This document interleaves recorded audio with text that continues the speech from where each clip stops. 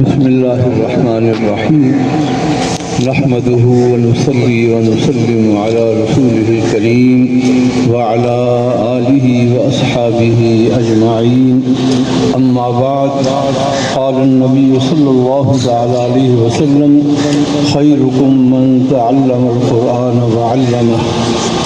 معزز محترم حاضرین سامعین کرام، ہماری خوش بختی ہے کہ آج ہم اس شخصیت کے جنازے میں حاضر ہیں جن کے متعلق آقا دو عالم صلی اللہ تعالیٰ علیہ وسلم نے یہ ارشاد فرمایا کہ وہ تم سب میں سے بہتر ہے، خیر ہے۔ ہم سب گواہ ہیں کہ ان کی ساری زندگی قرآن مجید پڑھنے اور پڑھانے میں گزری اور الحمدللہ وہ اپنے لیے بہت بڑا صدقہ جاریہ چھوڑ کر اس دنیا سے جا رہے ہیں، جن کا یہ صدقہ انشاءاللہ العزیز تا قیام قیامت جاری رہے گا، اور یہ بہت بڑی خوش قسمتی ہے۔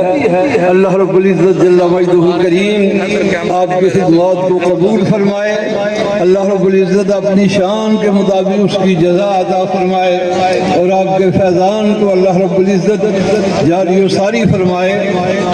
اور بڑی خوش قسمتی یہ ہے کہ انہوں نے صرف اپنے بیٹوں کو نہیں، پوتوں کو بھی اس لائن پر لگایا ہوا ہے۔ پیچھے دینے تشریف لائے، وہاں نماز ظہر میرے پوتے نے ادا کرائی تو مجھ سے پوچھا یہ کون ہے، میں نے بتایا تو پھر فرمایا کہ میرا بھی پوتا جماعت کراتا ہے۔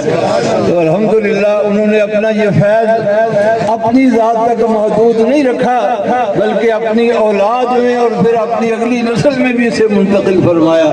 اللہ رب العزت جل مجدہ الکریم ان کی خدمات جلیلہ کو اپنی شان کے مطابق ان کا اجر۔ ہزاروں علماء قراء حفاظ کے استاد قاری محمد یوسف سیالوی صاحب اظہار خیال فرما رہے تھے۔